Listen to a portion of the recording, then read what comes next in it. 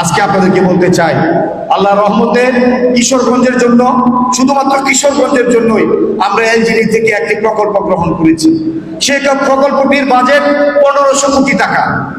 ইনশাআল্লাহ খুব অল্প সময়ের মধ্যেই আপনাদের কাছে দৃশ্যমান হবে।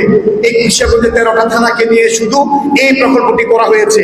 1500 কোটি টাকার এই প্রকল্প ইতিমধ্যেই মাননীয় মন্ত্রী মহোদয় অনুমোদন করে এটা প্রকল্প ডিপিপি করার জন্য নির্দেশনা দিয়েছেন এবং এই প্রকল্প গঠন করার জন্য, ডিপিপি করার জন্য একজন পিডি নিয়োগ করতে হয়। ইতিমধ্যে একজন পিডি নিয়োগ করা হয়ে গেছে। এখন 13 থানা থেকে রাস্তাঘাটের প্রকল্পগুলো নিয়ে ডিপিপি গ্রহণ করে প্রকল্প আকারে এটা সাবমিট করলে ইনশাআল্লাহ আগামী অর্থ বছরে আমরা এই ভৈরব, কুলিয়ার, চরসব, কিশোরগঞ্জের 13টি থানায় আমরা রাস্তাঘাট, যত রাস্তাঘাট আছে সমস্ত রাস্তাঘাট আমরা পাকা করতে পারবো ইনশাআল্লাহ। অতএব আজকে আপনাদেরকে বলতে চাই, আমি শুধু আমার এই ভৈরব, কুলিয়ারচরের কথা চিন্তা করি নাই, আমি কিশোরগঞ্জের 13টা থানার কথা চিন্তা করেছি।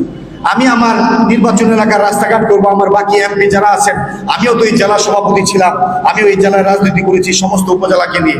এই জন্য আমি চিন্তা করলাম আমার নির্বাচন এলাকার পাশাপাশি এমন একটা প্রকল্প গ্রহণ করি যেখানে প্রান্তিক মানুষগুলো, আমার নির্বাচন এলাকার সকল এমপি এবং সকল নেতৃবৃন্দ স্ব এলাকার যাতে রাস্তাঘাট, ব্রিজ, কালভার্ট গুলো করতে পারে। সেই কারণে আজকে আমি আমার কুলিয়ারচরের নেতাকর্মীদেরকে বলতে চাই, ইতিমধ্যে যে রাস্তাগুলোর মধ্যে আইডি নাম্বার দেওয়া আছে, আমি আমার উপজেলা পৌর বিএনপি নেতৃবৃন্দকে নির্দেশনা দিয়েছি আপনাদের সাথে যোগাযোগ করে যে রাস্তাগুলো পাকা হয় না, কাঁচা রাস্তা অথবা আইডি নাই, এই রাস্তাগুলোকে অতি দ্রুত আইডি করতে হবে। আইডি ছাড়া সরকারি রাস্তা টাকা খরচ করা যায় না, টেন্ডার দেওয়া যায় না।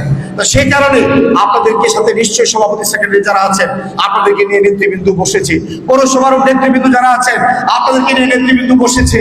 আপনারা সবাই দ্রুত সময়ে যে রাস্তা আইডি নাম্বার নাই উপজেলা থেকে জেনে দ্রুত সময়ে আইডি নাম্বার গুলো আপনারা করার জন্য উপজেলা ইঞ্জিনিয়ার সাহেবের কাছে দিবেন। কারণ আইডি না হলে পরে কিন্তু আমাকে বুঝতে পারবেন না যে রাস্তাঘাট হচ্ছে না, রাস্তাঘাট হয় নাই। আমি আপনাদেরকে অনুরোধ করবো এটা দ্রুত সময়ের মধ্যে এই কাজগুলো সম্পন্ন করবেন।